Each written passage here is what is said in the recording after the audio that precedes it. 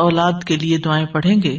ارشاد باری تعالیٰ ہے سورۃ الفرقان کی آیت نمبر 74 سے 76 تک اللہ سبحانہ تعالیٰ کا ارشاد ہے والذین یقولون ربنا ھب لنا من ازواجنا وذریاتنا قرۃ اعین واجعلنا للمتقین اماما اولئک یجزون الغرفۃ بما صبروا ویلقون فیہا تحیۃ وسلاما خالدین فیہا حسنت مستقرا ومقاما.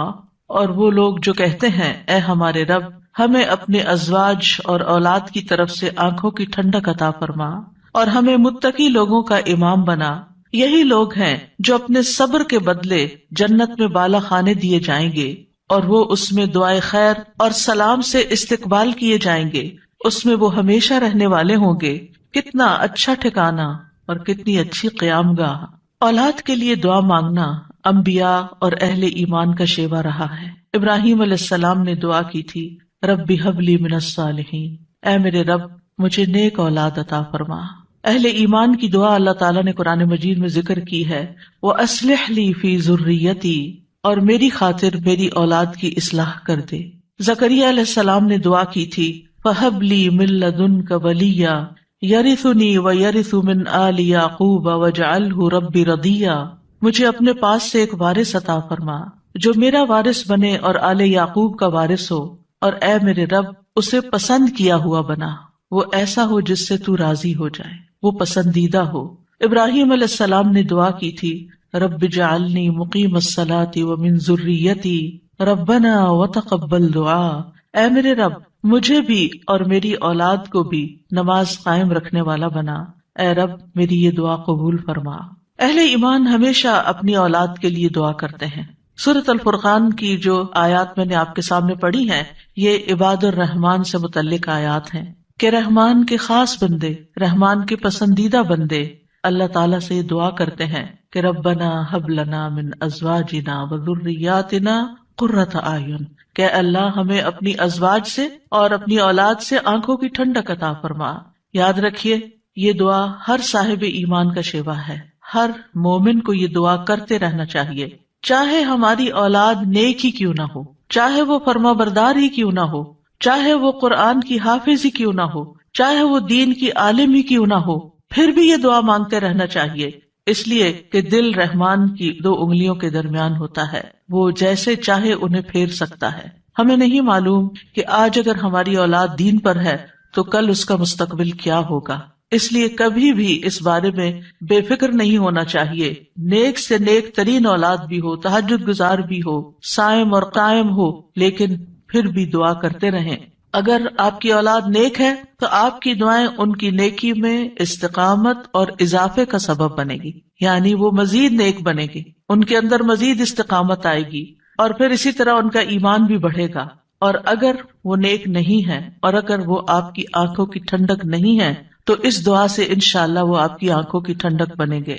تو ہم سب کو بھی یہ دعا کرتے رہنا ہے کہ اے اللہ ہماری اولاد کو نیک بنا اور ان کو متقین کا امام بنا، یعنی تقوی والوں کی صحبت میں ہوں اور تقوی والوں میں بھی سب سے آگے ہوں، تقوی والوں کو بھی مزید لیڈ کرنے والے ہوں، ان کی رہنمائی کرنے والے ہوں. اور پھر یہ کہ وہ ہماری آنکھوں کی ٹھنڈک بھی ہوں، یعنی جہاں وہ رب کے پسندیدہ ہوں وہاں وہ ہمارے لیے بھی باعث سکون ہو. اس کے ساتھ ساتھ انسان کے لیے لازم ہے کہ وہ اپنی اولاد کی نیک تربیت بھی کرتا رہے، کیونکہ تربیت کی کوشش کرنا جو ہے ایک صبر آزما کام ہے. اسی لیے اس آیت کے بعد جو آیت آتی ہے اس میں صبر کرنے والوں کی جزا جنت میں غرفہ بتائی گئی ہے. عربوں کے ہاں گھر کے اندر جتنے بھی کمرے ہوتے ہیں ان میں سے سب سے بہترین کمرہ غرفہ کہلاتا ہے، یعنی سب سے اعلیٰ ترین درجہ. تو جنت میں بھی جب غرفہ کی بات ہے تو اس سے مطلب کوئی ہائی رائز بلڈنگ نہیں ہے، کیونکہ وہ ایک جگہ پر آتا نا کہ غرفات پر غرفات مبنیہ ہوں گے، تو اس سے مراد یہ ہے کہ جنت کے اعلیٰ ترین مقامات اللہ تعالیٰ ان کو عطا کرے گا جو صبر کے ساتھ تربیت بھی کرتے رہیں گے اور صرف اپنی تربیت اور اپنی کوشش کو کافی نہیں سمجھیں گے بلکہ اللہ تعالیٰ سے دعا بھی کریں گے. اور بہت دفعہ ایسا بھی ہوتا ہے کہ ہم تربیت میں پوری کوشش کر لیتے ہیں لیکن اس کا اثر اولاد میں نظر نہیں آتا. اولاد آپ کی ایکسپیکٹیشن پہ پوری نہیں اترتی، آپ جیسے ان کو دیکھنا چاہتے ہیں ویسے وہ نظر نہیں آتے. کیا ہم نوح علیہ السلام کی تربیت پہ کوئی شک کریں گے؟ ان کے 4 بیٹے تھے جن میں سے 3 بہترین بیٹے ثابت ہوئے، لیکن ایک بیٹا اپنے ہی راستے پر چل نکلا. تو اس میں انسان کی کوشش اگر ہو اور انسان کے بس میں ہو اولاد کی اصلاح، تو وہ سبھی کو سیدھا کر کے رکھ دے. لیکن یاد رکھیے، کوشش ہماری، دعا ہماری، اور اس میں اثر ڈالنے والا اور اس کو ہماری آنکھوں کی ٹھنڈک بنانے والا صرف اور صرف ہمارا رب ہے. اس لیے مومن صرف اپنی کوششوں پہ بھروسہ نہیں کرتا، بلکہ وہ اپنے رب کو پکارتا رہتا ہے. اور پھر عام طور پر یہ ہوتا ہے کہ ہم اس دعا کو اپنی دعاؤں کا حصہ نہیں بناتے. ہاں، جب اولاد کی طرف سے کوئی تکلیف پہنچتی ہے، جب وہ ہماری کوئی بات نہیں مانتے یا ہمیں ناراض کرتے ہیں، تو پھر ہمیں خیال آتا ہے کہ ہمیں دعا کرنی چاہیے کہ ان کی اصلاح ہو جائے اور یہ سیدھے ہو جائیں اور ہماری آنکھوں کی ٹھنڈک بن جائے. یاد رکھیے، یہ صرف اولاد کے بگاڑ کے وقت کی دعا نہیں ہے، بلکہ ہمیشہ یہ دعا کرتے رہنا چاہیے. اپنی روزمرہ زندگی کی خاص دعاؤں میں اس دعا کو شامل کر لیں. اپنی نمازوں میں، سجدوں میں، قبولیت کے اوقات میں اپنی اولاد کے لیے دعا کرے، کیونکہ اولاد انسان کی محبوب ترین چیزوں میں سے ہے. جن کو اللہ نے اولاد کی نعمت سے نوازا ہے، وہ اچھی طرح سمجھ سکتے ہیں کہ ہماری زندگی میں اولاد کا کیا مقام ہے. یعنی جب تک انسان والدین نہیں بنتا، ماں باپ نہیں بنتا، وہ اس بات کو سمجھ ہی نہیں سکتا کہ اولاد کیا چیز ہوتی ہے. کیونکہ انسان زندگی میں مختلف چیزوں سے محبت کرتا ہے، مختلف چیزوں کے ساتھ انسان کا لگاؤ ہوتا ہے، مختلف کام یا مختلف چیزیں اس کو پسند آتی ہیں. لیکن جب ایک عورت ماں بنتی ہے، ایک مرد جو ہے وہ باپ بنتا ہے، تو اس کے بعد اس کی زندگی میں جو تبدیلی آتی ہے، اس کے بعد اس کی زندگی کے اندر جو خوبصورتی آتی ہے، اس کے بعد اس کی زندگی کا جو محور اور مرکز بن جاتا ہے، اور اس کی تمام توجہ کا مرکز جو چیز بن جاتی ہے، اور دن رات کی یہ ڈیوٹی 24/7 کی ہوتی ہے. یعنی باقی چیزوں سے تو آپ کسی وقت الگ بھی ہو سکتے ہیں، مگر یہ وہ رشتہ ہوتا ہے کہ جس سے آپ پھر مرتے دم تک الگ نہیں ہو سکتے، کیونکہ وہ آپ کے جسم کا ایک حصہ ہوتا ہے. اور اللہ تعالیٰ آپ کے دل میں ہر چیز سے زیادہ ان کے لیے محبت ڈال دیتا ہے، اور ان کی خوشی آپ کو خوش کرتی ہے، اور ان کا دکھ آپ کو دکھی کرتا ہے. اس لیے انسان کو ہمیشہ اپنی دعاؤں میں یہ خاص دعا کرتے رہنا چاہیے، اور قبولیت کے اوقات میں بھی، کیونکہ اولاد سے ملنے والی آنکھوں کی ٹھنڈک اسی وقت ہوتی ہے جب اولاد سیدھے رستے پر ہوتی ہے، جب اولاد نیک ہوتی ہے، اچھے کام کر رہی ہوتی ہے، تو پھر ہی ماں باپ کی آنکھوں کی ٹھنڈک ہوتی ہے. اور اس دعا کے دوسرے حصے میں اپنے لیے دعا ہے کہ اللہ ہمیں متقین کا امام بنا. یعنی اولاد جو ہے، ہم اس کے ایک طرح سے امام ہوتے ہیں. جیسے حدیث میں آتا ہے نا، کلکم راعٍ وکلکم مسئول عن رعیتہ، تو ہر ایک ہم میں سے راعی ہے، ہر ایک لیڈر، ہر ایک ذمہ دار ہے. تو اللہ تعالیٰ ہمیں ماں باپ کی حیثیت میں ایسا رول ماڈل بنا کہ ہم متقی ہوں اور ہماری اولاد بھی متقی ہو. یعنی ہماری اولاد میں بھی نیکی ہو، اور پھر ہم نیکی کے ساتھ آگے ان کی رہنمائی کرنے والے ہوں. اور ویسے جنرل سینس میں دیکھیں تو اس میں انسان کو ایک ہائیسٹ مقام حاصل کرنے کی دعا یہاں سکھائی گئی ہے، اور وہ کیا کہ انسان ایسا انسان ہو کہ جسے دیکھ کر لوگ متقی بن جائیں. یعنی دوسرے لفظوں میں یہ کہ نیکیوں میں سبقت کرنے والے ہوں، نیکیوں میں آگے بڑھنے والے ہوں، تاکہ دوسرے لوگ بھی ہمیں دیکھ کر نیک بن جائیں. مثلاً اگر ایک مرد اول وقت میں مسجد میں جا کر نماز پڑھتا ہے تو اس کے بچوں پر اس کا کیا امپریشن ہوگا. یعنی اگر باپ ذمہ دار ہے تو بچے بھی دیکھ کر کہیں گے کہ ہاں ہمیں بھی یہی کام کرنا ہے، کیونکہ بچے ابتدائی زندگی میں خاص طور پر باپ کو، ماں کو بہت فالو کر رہے ہوتے ہیں. پھر اسی طرح اگر آپ کا پڑوسی آپ کو دیکھتا ہے، آپ کے کولیگز آپ کو دیکھتے ہیں کہ آپ کی توجہ سب سے زیادہ کس چیز کی طرف ہے، تو وہ بھی آپ کی دیکھا دیکھی نیکی کے کام میں آگے بڑھتے ہیں. آپ صدقہ کرتے ہیں اور کوئی آپ کو دیکھ رہا ہے، آپ کا مقصد نہیں دکھانا، لیکن کسی کو نظر آ جاتا ہے تو آپ کو دیکھ کر وہ بھی شروع کر دیتا ہے. تو آپ اس کے کیا بن گئے؟ امام. یعنی آپ لیڈ کر رہے ہیں، آپ آگے ہیں اور وہ آپ کو فالو کر رہے ہیں. تو ہمیں یہ دعا کرنی چاہیے اپنے لیے کہ اللہ ہمیں نیکی کے کاموں کا امام بنا، متقین کا امام بنا. تو یہاں ہم دیکھتے ہیں کہ یہ عباد الرحمان کی صفات میں سے ایک صفت ہے، اور وہ کہتے ہیں والذین یقولون ربنا ہب لنا. ہب کا لفظ جو ہے یہ ہبہ سے ہے، اور ہبہ کہتے ہیں بلا معاوضہ کوئی چیز دینا.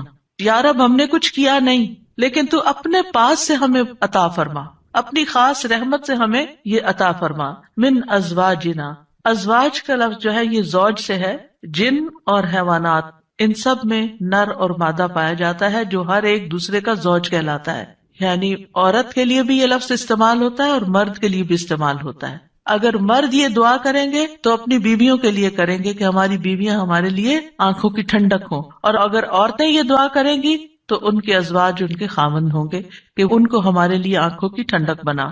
اور ذریات سے مراد ذریت جو ہے صرف اولاد نہیں ہوتی، اولاد کی اولاد بھی ذریت کہلاتی ہے، کیونکہ آپ نے دیکھا ہوگا کہ جب آپ اپنی اولاد کے لیے دعا کرتے ہیں اور وہ کسی قابل ہوتی، بڑی ہوتی، پھر ان کے بچے پیدا ہوتے ہیں تو بعض اوقات اپنے بچوں سے زیادہ بچوں کے بچے پیارے ہو جاتے ہیں، اور اگر وہ نیک بنتے ہیں تو ہمیں آنکھوں کی ٹھنڈک نصیب ہوتی ہے، اور اگر بچوں کے بچوں میں کوئی بگاڑ آ جائے تو آپ ایکولی دکھ اور تکلیف میں مبتلا ہو جاتے ہیں۔ تو اس لیے یہ بہت جامع دعا ہے کہ ہم صرف اپنے لیے نہیں، اپنے بچوں کے لیے نہیں، بلکہ اپنی نسلوں کے لیے دعا کر رہے ہوتے ہیں۔ تو ربنا ہب لنا من ازواجنا وذریاتنا، اور ذریات میں قرۃ اعین، آنکھوں کی ٹھنڈک۔ آپ کو معلوم ہے کہ آنکھیں ٹھنڈی بھی ہوتی ہیں اور گرم بھی ہوتی ہیں۔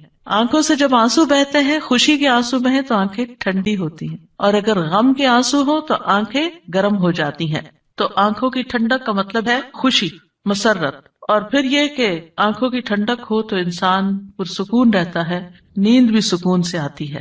کہ بچوں کی طرف سے اگر انسان کو بے فکری ہو کہ وہ اچھے کام کر رہے ہیں، اچھی جگہ پر ہیں، سیف ہینڈز میں ہیں، تو انسان کے بہت سے غم، دکھ، پریشانیاں ختم ہو جاتی ہیں، وہ بے فکر ہو جاتا ہے۔ اور اسی طرح یہ ہے کہ جب آنکھوں کی ٹھنڈک ہوتی ہے تو انسان کے دل کو بھی قرار ملتا ہے، یعنی آنکھوں کی ٹھنڈک صرف آنکھوں تک نہیں رہتی، بلکہ آنکھوں سے انسان جو کچھ دیکھتا ہے وہ اس کے دل تک اتر جاتا ہے۔ ابن عباس کہتے ہیں اس سے مراد ان کی وہ اولاد ہے جو اللہ کی اطاعت کے کام کرے تاکہ دنیا اور آخرت میں انہیں آنکھوں کی ٹھنڈک نصیب ہو، یعنی جو بچے نیک ہوتے ہیں وہ ماں باپ کے لیے ان کی زندگی میں بھی خوشی کا باعث ہوتے ہیں، اور جب ماں باپ فوت ہو جاتے ہیں تو وہ ان کے لیے صدقہ جاریہ بن جاتے ہیں۔ اور پھر جب قیامت کے دن اٹھیں گے اور اولاد اور والدین کو اللہ سبحانہ وتعالی جمع کر دے گا اپنی جنتوں میں، تو یہ وہاں بھی ان کو دیکھ دیکھ کر خوش ہوتے رہیں گے۔ obviously جو بچے ماں باپ کے ساتھ نہیں جا سکیں گے، جو ماں باپ کا دین چھوڑ گئے یا ان کا راستہ چھوڑ گئے یا نماز روزہ چھوڑ گئے، تو پھر ظاہر ہے کہ وہ بچے چاہے دنیا میں کتنے بھی کامیاب کیوں نہ ہو، وہ آخرت میں ساتھ نہیں ہوں گے۔ تو اس لیے جب یہ دعا کرتے ہیں تو اس میں ان کی ہدایت اور صلاح کی دعا بھی آ جاتی ہے۔ یعنی یہاں اس دعا سے مراد صرف بچوں کا ظاہری حسن اور خوبصورتی اور ان کی دنیا کی کامیابیاں اور دنیا میں ان کا مال و دولت کمانا، یہ بھی ٹھیک ہے، خوشی کی بات ہوتی ہے۔ بچہ خوبصورت ہو تو ماں باپ کو بہت اچھا لگتا ہے، بچہ اگر کامیاب ہو، کوئی ڈگری کر لے تو ماں باپ کو بہت اچھا لگتا ہے، بچے کو اچھی جاب مل جائے تو ماں باپ بہت خوش ہوتے ہیں۔ اور جو ماں باپ صرف دنیا کے لیے جیتے ہیں اور جن کا مطلب اور مقصد، ایم اور گول صرف دنیا کمانا ہوتا ہے، وہ انہی باتوں پر خوش ہوتے رہتے ہیں۔ لیکن جو اہل ایمان ہوتے ہیں ان کی خوشی صرف اس چیز میں نہیں ہوتی، ان کی خوشی اولاد کی نیکی میں ہوتی ہے کہ ہماری اولاد نیک ہو۔ تو جب ہم یہ کہتے ہیں کہ ہمیں آنکھوں کی ٹھنڈک عطا کر، تو اس سے مطلب یہ ہوتا ہے کہ اللہ وہ تیرے اطاعت گزار ہوں، فرما بردار ہوں، خیر اور بھلائی کے کاموں میں آگے جانے والے ہوں، اللہ کی عبادت اچھے طریقے سے کرنے والے ہوں، گناہوں اور حرام کاموں سے بچنے والے ہوں۔ اور وَجَعَلْنَا لِلْمُتَّقِينَ إِمَامًا، کہ اللہ ہمارے ماتحت جتنے بھی لوگ ہیں وہ سب متقی ہوں۔ یعنی ایک طرف اولاد کے لیے دعا اور دوسری طرف ان لوگوں کے لیے جو ہمیں فالو کرتے ہیں یا جن کے اوپر ہم ذمہ دار بنائے گئے ہیں، کہ یا اللہ ان کے اندر بھی تقویٰ پیدا کر دے۔ یعنی ہماری اولاد تو نیک ہو، لیکن آپ کے ساتھ جو لوگ کام کر رہے ہیں، جن کے آپ ذمہ دار ہیں، مثلاً اگر آپ استاد ہیں اور آپ کے شاگرد ہیں، یا آپ ایک لیڈر ہیں، کمیونٹی لیڈر ہیں اور آپ کے بہت سے فالوورز ہیں، یا اسی طرح اور جو بھی کام آپ لیڈرشپ رول میں کرتے ہیں، تو یا اللہ جو لوگ آپ کی جو ٹیم ہے، یا اللہ اس کو بھی متقی بنا دے، اس کے اندر بھی اپنی محبت پیدا کر دے۔ کتنی خوبصورت دعا ہے۔ ظاہر ہے کہ انسان انہی لوگوں کے ساتھ ہوتا ہے، یا تو گھر میں ہوتا ہے یا باہر کام پر ہوتا ہے۔ جب گھر میں ہوتا ہے تو کیا ہوتا ہے، بیوی اور بچوں کو دیکھ کر انسان اپنی آنکھیں ٹھنڈی کرتا ہے، اس کو ایک پرسکون ماحول ملتا ہے۔ اور جب وہ گھر سے باہر ہوتا ہے، اپنی جاب پر ہوتا ہے، اپنی ٹیم کے ساتھ ہوتا ہے، تو ان کی نیکی، ان کا اخلاق، ان کا تقویٰ دیکھ دیکھ کر اس کی آنکھیں ٹھنڈی ہوتی رہتی۔ سنسیئر مخلص ساتھیوں کا مل جانا یہ اللہ تعالیٰ کی بہت بڑی نعمت ہوتی ہے۔ اور پھر آپ دیکھیے کہ یہ نہ صرف ان کے تقویٰ کی دعا ہے، بلکہ جو خود متقی بننے کی خواہش رکھتا ہوگا وہی چاہے گا کہ اس کے ساتھی اور اس کے ماحول کے لوگ اور اس کے آس پاس کے لوگ تقویٰ والے ہوں۔ اور یہ معنی بھی اس کا بنتا ہے کہ یا اللہ تو ہمیں اتنا تقویٰ عطا کر کہ ہم متقین کے امام بن جائیں، یعنی ان متقین میں سے بھی سب سے آگے ہو تقویٰ میں. للمتقین اماما، یعنی ہمیں ہدایت کا امام بنا، لوگوں کو ہم سے ہدایت حاصل ہو، گمراہی کا امام نہ بنے. کیونکہ اللہ سبحانہ تعالیٰ نے خوش بخت لوگوں کے بارے میں فرمایا سورۃ الانبیاء میں، وَجَعَلْنَاهُمْ أَئِمَّةً يَهْدُونَ بِأَمْرِنَا وَأَوْحَيْنَا إِلَيْهِمْ فِعْلَ الْخَيْرَاتِ وَإِقَامَ الصَّلَاةِ وَإِيتَاءَ الزَّكَاةِ وَكَانُوا لَنَا عَابِدِينَ. اور ہم نے انہیں ایسے پیشوا بنایا جو ہمارے حکم کے ساتھ رہنمائی کرتے تھے، اور ہم نے ان کی طرف نیکیاں کرنے اور نماز قائم کرنے اور زکوٰۃ ادا کرنے کی وحی بھیجی، اور وہ صرف ہماری عبادت کرنے والے تھے. تو اس سے کیا پتہ چلتا ہے کہ ہم نے انہیں ایسا پیشوا بنایا جو ہمارے حکم کے ساتھ رہنمائی کرتے تھے. یہ ہے متقین کے امام، کہ جو اللہ کی مرضی اور اللہ ہی کے دی ہوئی جو تعلیم اور ہدایت ہے اس کے مطابق لوگوں کو گائیڈ کرتے ہیں، صرف اپنی من پسند چیزوں یا اپنی طرف سے چیزیں ایجاد نہیں کرتے. اور اہل شقاوت بدبخت لوگوں کے بارے میں آتا ہے وَجَعَلْنَاهُمْ أَئِمَّةً يَدْعُونَ إِلَى النَّارِ، ہم نے ان کو ایسے امام بنایا جو لوگوں کو آگ کی طرف بلاتے ہیں، جیسے فرعون تھا، قارون اور اس طرح کے لوگ کہ لوگ ان کو فالو کرتے تھے اور وہ خود بھی آگ کی طرف جانے والے. جیسے فرعون کے بارے میں آتا ہے یقدم قومہ یوم القیامۃ فاوردہم النار، کہ قیامت کے دن وہ اپنی قوم کو لیڈ کر رہا ہوگا اور انہیں آگ میں لے جا کے گرائے گا. تو اس لیے بہت ضروری ہے کہ ہم خیر میں اچھا نمونہ بنے. اور ویسے بھی آپ دیکھیں کہ انسان کے امپریشنز ہوتے ہیں، انسان جو کچھ کرتا ہے اچھا کرتا ہے یا برا کرتا ہے اس کے آثار ہوتے ہیں. یعنی آپ اچھا کرتے ہیں اور آپ کو دیکھ کے جتنے لوگ خاموشی سے اچھا کر لیتے ہیں وہ سارے آپ کے آثار ہو گئے، اور ان سب کی نیکی آپ کی نیکی میں جمع ہو گئی. اور آپ کو دیکھ کر اگر کوئی شخص غلط ٹرینڈ اختیار کرتا ہے تو اس کی قباحت بھی آپ کے پلے میں پڑ گئی. تو متقین کا امام بننے کے لیے یاد رکھیے دو چیزیں بڑی اہم ہیں، ایک ہے صبر اور دوسرے ہے یقین. صبر اور یقین، یہ دو چیزیں ہوں تو یہ مقام حاصل کیا جا سکتا ہے. اللہ تعالیٰ فرماتے ہیں وَجَعَلْنَا مِنْهُمْ أَئِمَّةً يَهْدُونَ بِأَمْرِنَا لَمَّا صَبَرُوا وَكَانُوا بِآيَاتِنَا يُوقِنُونَ. اور جب انہوں نے صبر کیا تو ہم نے ان میں سے ایسے امام بنائے جو ہمارے حکم سے رہنمائی کرتے تھے اور وہ ہماری آیات پر یقین رکھتے تھے. یاد رکھیے ایک بچے کی تربیت صبر آزما کام ہوتا ہے، اور اس کے بارے میں ہوپ فل رہنا بھی بڑا ضروری ہوتا ہے. کیونکہ اگر ہم صبر کا دامن چھوڑ دیں اور یہ کہے کہ یہ تو ماننے والے نہیں اور یہ ہماری سنتے نہیں، ٹھیک ہے جو چاہے کریں، اور ان کو کھلی چھٹی دے دیں، تو وہ تو بگاڑ کی آخری حد کو پہنچ جائیں گے. آپ کھلی چھٹی دے دیں گے نہیں، آپ کو اچھے اخلاق کے ساتھ، رویے کے ساتھ وقتاً فوقتاً ان کی اصلاح کا کام کرتے رہنا ہے. اور یہ صبر آزما کام ہے. یعنی بعض اوقات آپ کا دل اندر سے کٹ رہا ہوگا، آپ شدید غصے کا شکار ہوں گے، شدید نفرت کا شکار ہوں گے ان کے کسی غلط کام پر، لیکن آپ اس کا ایسا اظہار نہیں کریں گے کہ جس سے وہ ہمیشہ کے لیے آپ کو خیر بات کہہ کے چلے جائیں اور آپ سے کٹ جائیں. کیونکہ آپ دیکھیں بہت سے بچے ایسے ہوتے ہیں جو ماں باپ کی نیگنگ سے اور ماں باپ کی بد اخلاقی اور بدسلوکی سے پھر وہ ہمیشہ کے لیے ان کو چھوڑ ہی جاتے ہیں. تو ایسا کوئی طریقہ اختیار نہیں کرنا کہ جس سے وہ دور ہوں، بلکہ محبت کے ساتھ. یعنی اگر ان کے اندر آپ دیکھتے ہیں کچھ چیزیں ایسی ہیں جو درست نہیں، تو محبت کے ساتھ اور صبر کے ساتھ دعائیں کرتے کرتے ان کی اصلاح کرتے جائیں. ہو سکتا ہے آپ اپنی زندگی میں نہ دیکھیں وہ دن جس کو آپ دیکھنا چاہتے ہیں، لیکن مرنے کے بعد آپ کو ان کی دعائیں پہنچ رہی ہوں، آپ کی وہ محنت ضائع نہیں جائے گی. تو لما صبروا، صبر کرنا بہت ضروری ہے. اور پھر یہ ہے کہ ان کی طرف سے جتنی بھی آزمائشیں آئیں، ان کی طرف سے جو تکلیفیں آپ کو پہنچے، کیونکہ جو بھی ماں باپ بنتے ہیں وہ سب جانتے ہیں کہ اولاد کی طرف سے بعض اوقات آنکھوں کی ٹھنڈک سے زیادہ تکلیفیں ہی پہنچتی. یعنی وہ آپ کا مقام نہیں سمجھتے جب تک وہ خود ماں باپ نہیں بنتے. ان کو سمجھ نہیں آتی کہ ماں باپ کا مقام کیا ہے اور ماں باپ کی تکلیف کیا ہے. لہٰذا ایسے تمام مواقع پر صبر سے کام لینا ہے. اور دوسرا یہ کہ یقین رکھنا ہے، بے یقینی سے دعا نہیں کرنی. یقین رکھنا کہ اللہ میری دعائیں سنتا ہے اور وہ ضرور سنے گا. لم اکم بدعائک رب شقیہ، اے رب میں تجھ سے دعا مانگ کر کبھی بدبخت ہوا ہی نہیں، تو دعاؤں کا سننے والا ہے. ایسی دعا کرنے والوں کا انجام بہت بہترین ہے. اللہ تعالیٰ فرماتے ہیں اولئک یجزون الغرفۃ، ایسے نیک بندے جن کے اندر یہ صفات ہوں، جو یہ چاہتے ہوں کہ ان کی اولاد اچھی ہو جائے، ان کے ازواج، ان کی بیوی یا شوہر اچھا ہو جائے، اور پھر صبر کے ساتھ یہ سب کام کریں، تو پھر ان کا انجام بھی بہت اچھا ہے. اور وہ کیا ہے کہ جنت کا اعلیٰ ترین مقام، جیسا کہ سورۃ العنکبوت میں آتا ہے والذین آمنوا وعملوا الصالحات لنبوئنہم من الجنۃ غرفا تجری من تحتها الانہار خالدین فیہا نعم اجر العاملین الذین صبروا وعلی ربہم یتوکلون.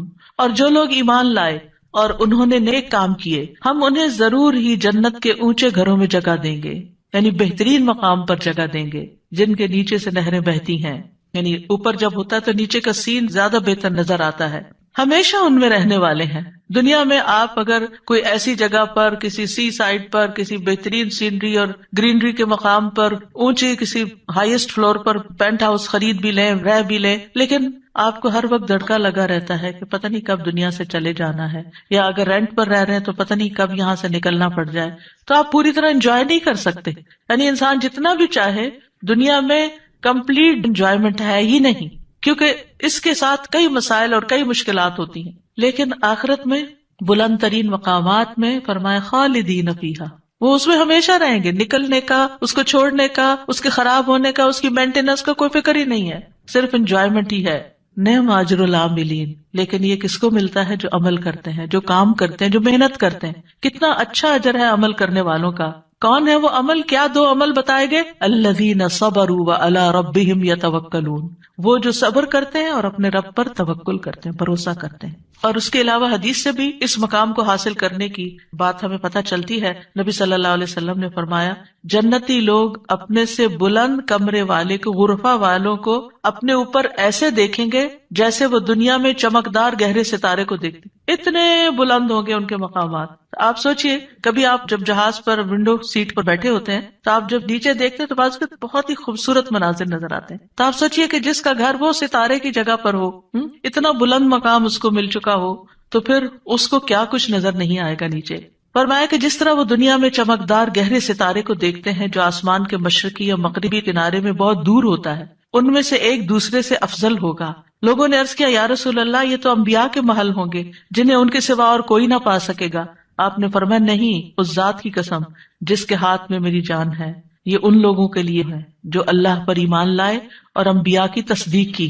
ایک اور روایت میں آتا ہے بے شک جنت میں ایسے غرف ہیں جنتی ان کے باہر والے حصے کو اندر سے دیکھ سکیں گے اور اندر والے حصے کو باہر سے دیکھ سکیں گے. اللہ نے یہ ایسے شخص کے لیے تیار کیے ہیں جو لوگوں کو کھانا کھلائے اور سلام عام کرے اور رات کو نماز ادا کرے جب لوگ سو رہے ہیں. اور الحمدللہ رمضان ایسا مہینہ ہوتا ہے کہ جس میں آپ یہ تینوں کام کر سکتے ہیں. آپ کی ہرس ہوتی ہے کہ زیادہ سے زیادہ لوگوں کو افطار کرایا جائے، زیادہ سے زیادہ لوگوں تک راشن پہنچایا جائے، یعنی ان کو کھلایا جائے.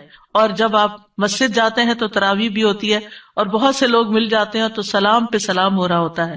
یا دینی مجالس کا زور ہوتا ہے رمضان میں جس میں لوگ اکٹھے ہوتے ہیں تو پھر ایک دوسرے سے ملاقات کر کے سلام کے مواقع آتے ہیں. اور یہ صرف رمضان ہی کے لیے نہیں ہے بلکہ سارا سال انسان ایسے کاموں کی رغبت رکھے، ایسے کاموں سے محبت کرے. اور ان کی جنت میں وہ کیا ہوگا؟ وَيُلَقَّوْنَ فِيهَا تَحِيَّةً وَسَلَامًا، وہاں ان کو سلام اور دعا دی جائے گی. تحیہ کہتے ہیں زندگی کی دعا دینا، یعنی ان کے استقبال کے لیے ایسے فرشتے موجود ہوں گے جو انہیں سلام بھی کریں گے اور سلامتی کی دعائیں بھی دیں گے.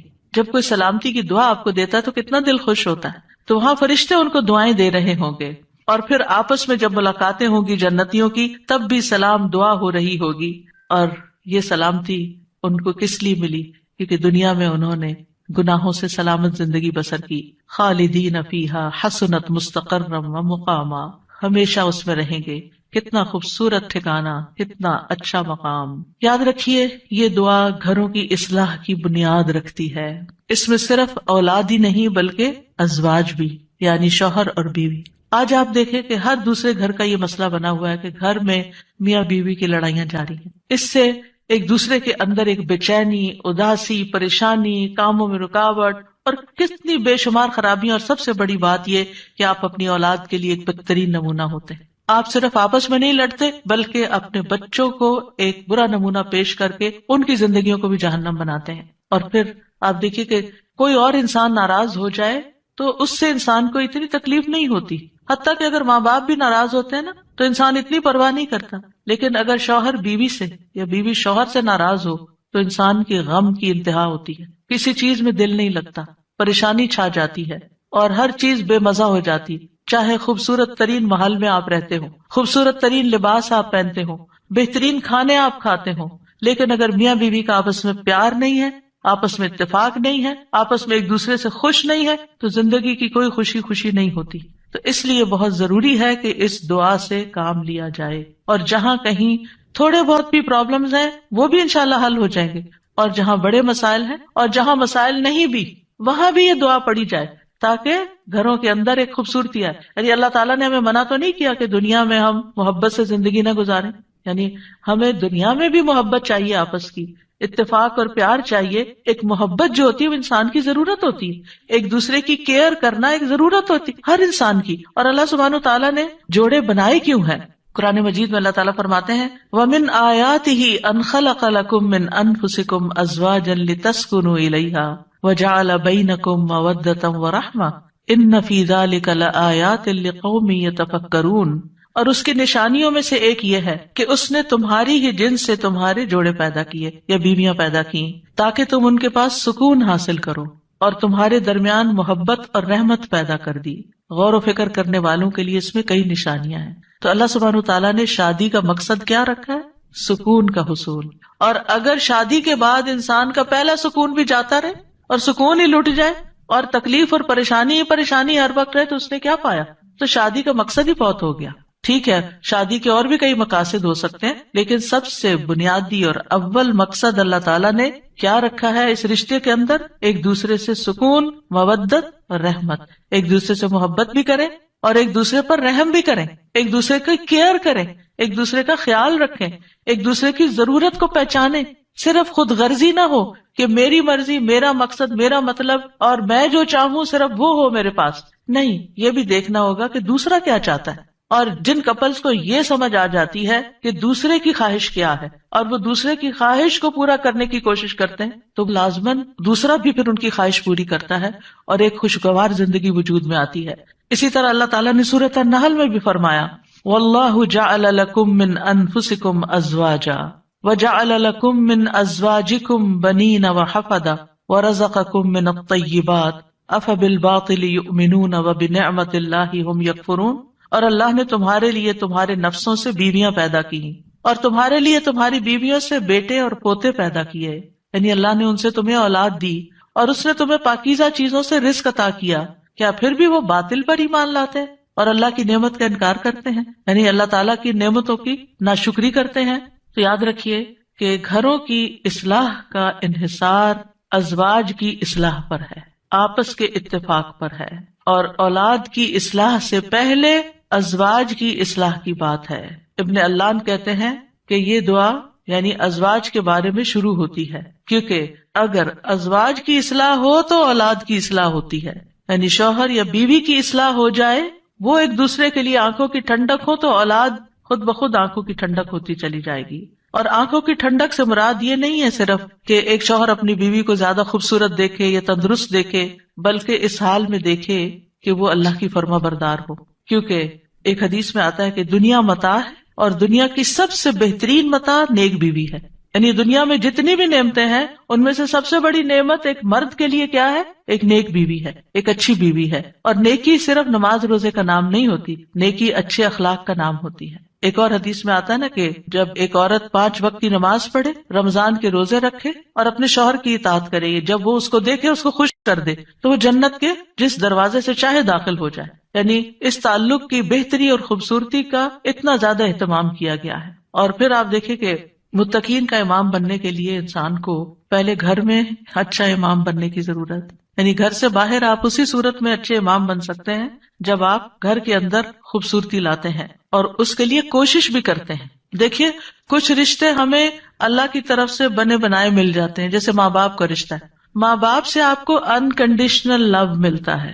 آپ اچھا کریں، آپ برا کریں، آپ ان کو خوش کریں، آپ ان کو ستائیں، آپ ان کے قریب ہوں، آپ ان سے دور ہوں، وہ آپ سے محبت کرتے ہی رہیں گے. آپ زندہ ہوں، آپ مر جائیں، ہر صورت میں محبت کرتے ہیں. آپ نے دیکھا ان ماؤں کو جن کا کوئی بچہ فوت ہو جائے تو وہ زندہ کو بھول گئے اسی کو یاد کرتی رہتی ہیں جو چلا گیا ہے. قریب ہو تب بھی محبت کرتے ہیں، دور ہو تب بھی محبت کرتے ہیں. ماں باپ کی محبت انکنڈیشنل، لیکن ازواج کی محبت کنڈیشنل ہوتی ہے. اگر آپ اچھے اخلاق کا مظاہرہ کریں گے، اچھے انسان بن کر رہیں گے تو آپ کی محبت بڑھتی جائے گی. لیکن اگر آپ اپنے اخلاق کو کھو دیں گے تو پھر اس محبت میں کمی آنی شروع ہو جائے گی. تو کچھ رشتے بنے بنائے ہوتے ہیں اور کچھ کو بنانا پڑتا ہے، ان کی مینٹیننس کرنی پڑتی ہے. یاد رکھیے شادی جو ہے یہ انبیاء کا طریقہ ہے، نیک لوگوں کا طریقہ ہے، ہمارے دین کا شعار ہے. نکاح جو ہے وہ نصف ایمان ہے، یعنی ہمارے دین میں کرسچینٹی کی طرح یہ نہیں ہے کہ آپ شادی نہیں کریں، آپ نن بن جائیں، آپ فقیر بن جائیں اور آپ زیادہ نیک ہیں. نہیں، آپ شادی کر کے زیادہ نیکی کما سکتے ہیں. یعنی اسلام جو ہے وہ فطری ضروریات کو مد نظر رکھتا ہے. اللہ تعالیٰ فرماتے ہیں یقیناً آپ سے پہلے بھی ہم نے کئی رسولوں کو بھیجا اور ہم نے ان کے لیے بیویاں اور اولاد بنائی. یعنی پیغمبر بھی بیویوں والے اور اولادوں والے تھے. نبی صلی اللہ علیہ وسلم نے فرمایا نکاح میری سنت ہے، بس جو میری سنت پر عمل نہیں کرتا وہ مجھ سے نہیں. تم لوگ شادی کیا کرو، یعنی شادی کرنا بھی ایک نیکی کا کام ہے، عبادت ہے، کیونکہ میں تمہاری تعداد کی بنا پر سابقہ امتوں سے کثرت تعداد میں مقابلہ کروں گا. ایک اور روایت سے پتہ چلتا ہے کہ شادی نہ کرنے والا نبی صلی اللہ علیہ وسلم کے طریقے سے منہ موڑنے والا ہے. آپ کو یاد ہوگا کہ وہ 3 صحابہ جو نبی صلی اللہ علیہ وسلم کی ایبسنس میں حضرت عائشہ کے پاس پوچھنے گئے تھے کہ آپ کے اعمال کیا ہیں، تو جب انہوں نے بتایا تو ان کا وہ تو اللہ کے نبی ہیں، تو اس لیے ایک نے کہا میں کبھی گوشت نہیں کھاؤں گا، دوسرے نے کہا میں کبھی رات کو نہیں سوؤں گا، تیسرے نے کہا میں کبھی شادی نہیں کروں گا. تو نبی صلی اللہ علیہ وسلم کو جب یہ باتیں پتہ چلی تو آپ نے اللہ تعالیٰ کی حمد و ثنا کی اور فرمایا ان لوگوں کو کیا ہو گیا ہے جنہوں نے ایسی اور ایسی باتیں کہی ہیں. میں رات میں نوافل بھی پڑھتا ہوں، سوتا بھی ہوں، نفلی روزہ رکھتا ہوں اور چھوڑ بھی دیتا ہوں، نکاح بھی کرتا ہوں، بس جو شخص میرے طریقے سے منہ موڑے گا وہ مجھ سے نہیں، یعنی وہ میری امت میں سے نہیں ہے جو میرے اس طریقے کو پسند نہ کرے. اللہ سبحانہ وتعالیٰ نے خود نکاح کی رغبت دلائی ہے. وَأَنكِحُوا الْأَيَامَ مِنكُمْ وَالصَّالِحِينَ مِنْ عِبَادِكُمْ وَإِمَائِكُمْ، اور اپنے میں سے بے نکاح مردوں اور عورتوں کا نکاح کر دو، اور اپنے غلاموں اور اپنی لونڈیوں میں سے جو نیک ہیں ان کا بھی. نکاح میں دیر کیوں کرتے ہیں عام طور پر؟ کہ ابھی بچے کچھ کماتے نہیں ہیں. فرمایا اگر وہ محتاج ہوں گے اللہ ان کو اپنے فضل سے غنی کر دے گا، اور اللہ وسعت والا اور سب کچھ جاننے والا ہے. اور پھر شادی ویسے بھی آپ دیکھیں نگاہ کی حفاظت کا ذریعہ ہے، شرمگاہ کی حفاظت کا ذریعہ ہے، نصف دین مکمل کرنے کا ذریعہ ہے. حدیث میں آتا ہے جب کوئی شخص نکاح کر لیتا ہے تو اپنا آدھا دین مکمل کر لیتا ہے، لہذا چاہیے کہ باقی آدھے دین کے بارے میں اللہ سے ڈرتا رہے. پھر آپ دیکھیے کہ صرف دنیا میں نہیں آخرت میں جنت میں بھی پاکیزہ جوڑے ہوں گے. وَلَهُمْ فِيهَا أَزْوَاجٌ مُطَهَّرَةٌ، پاکیزہ بیویاں ہوں گی. اہل جنت سے کہا جائے گا ادخلوا الجنت انتم وازواجکم تحبرون، تم اور تمہاری بیویاں جنت میں داخل ہو جاؤ، تم خوش رکھے جاؤ گے. فرشتے اہل ایمان اور ان کی بیویوں اور بچوں کے لیے دعائیں کرتے ہیں. کیا کہتے ہیں؟ ربنا وادخلهم جنات عدن التي وعدتهم ومن صلح من آبائهم وازواجهم وذرياتهم انك انت العزیز الحکیم. اے ہمارے رب، اور انہیں ہمیشگی کے باغات میں داخل کر جن کا تو نے ان سے وعدہ کیا تھا، اور ان کے آباء و اجداد اور ان کی بیویوں اور ان کی اولادوں میں سے جو نیک ہوئے ان کو بھی جنت میں داخل کر. یعنی یہ فرشتے اہل ایمان کے لیے دعا کرتے ہیں. اور جنت میں کوئی بھی کمارا نہیں ہوگا، یعنی جن لوگوں کی دنیا میں شادی نہیں ہوئی ان کو بھی اللہ تعالیٰ جوڑے عطا کرے گا، اور جن کے شوہر پہلے فوت ہو گئے یا بیوی فوت ہو گئی یا ایک نیک تھا اور ایک جنت میں نہیں گیا دوسرا جہنم میں چلا گیا تو ان کو بھی اللہ تعالیٰ وہاں جوڑے عطا کرے گا. اور کوئی بھی ایسا نہیں ہوگا کہ جو تنہائی کا شکار ہو، آئسولیشن کا شکار ہو، کیونکہ انسان کی زندگی میں اگر کمپینین ہوتا ہے تو انسان کے لیے سکون کا باعث ہوتا ہے. اور خاص طور پر اگر نیک بیوی ہو. قرآن مجید میں آتا ہے فالصالحات قانتات، نیک عورتیں وہ ہیں جو شوہروں کی فرما بردار ہوں، ان کی بات ماننے والی ہوں، اور ان کی عدم موجودگی میں اللہ کی حفاظت میں ان کے حقوق کی حفاظت کرنے والی ہوں، یعنی اپنی جان اور مال کی حفاظت کریں جب شوہر نہ بھی موجود ہوں. پھر ہمیں یہ کہا گیا کہ پاک دامن عورت سے شادی کی جائے. اور عورت سے شادی کا معیار کیا رکھا گیا؟ نبی صلی اللہ علیہ وسلم نے فرمایا عورت سے 4 چیزوں کی وجہ سے نکاح کیا جاتا ہے، اس کے مال و دولت کی وجہ سے، یا اس کے حسب نسب کی وجہ سے، یا اس کی خوبصورتی کی وجہ سے، یا اس کی دینداری کی وجہ سے. تیرے ہاتھ خاک آلود ہوں، دیندار عورت سے شادی کر کے کامیابی حاصل کرو، کیونکہ اگر دین والی تمہارے گھر میں آئے گی تو اللہ سے ڈرنے والی ہوگی، اس کا اخلاق اچھا ہوگا، اس کے اندر بگاڑ نہیں ہوگا، تمہیں اس کو بار بار نماز کی پابندی کے لیے نہیں کہنا پڑے گا، اس کو نیکی کی طرف لانے کے لیے بہت ایفرٹ نہیں کرنی پڑے گی. اور پھر آپ دیکھیں کہ ایک ماں کے اوپر انحصار ہوتا ہے کہ بچوں کی کیا تربیت کرتی ہے، کیونکہ تربیت اولاد باپ کا حصہ کم ہوتا ہے، ماں کا حصہ زیادہ ہوتا ہے. اگر ایک بچہ اپنی ماں کو نیک دیکھتا ہے تو اس کے اندر ایک نیکی کی محبت پیدا ہوتی ہے. تو بہرحال یہ رشتے جو ہیں ان کے لیے دعا بھی ہے اور اس کے ساتھ ساتھ انتخاب بھی اچھا ہو، اور پھر ان کو بنانے کے لیے کوشش بھی رہے. اللہ تعالیٰ مردوں کو حکم دیتے ہیں وَعَاشِرُوهُنَّ بِالْمَعْرُوفِ، عورتوں کے ساتھ بھلے طریقے سے زندگی بسر کرو، یعنی ان کے حقوق ادا کرو، اور ایک دوسرے سے محبت کرنا جو ہے یہ بھی دین کا حصہ ہے۔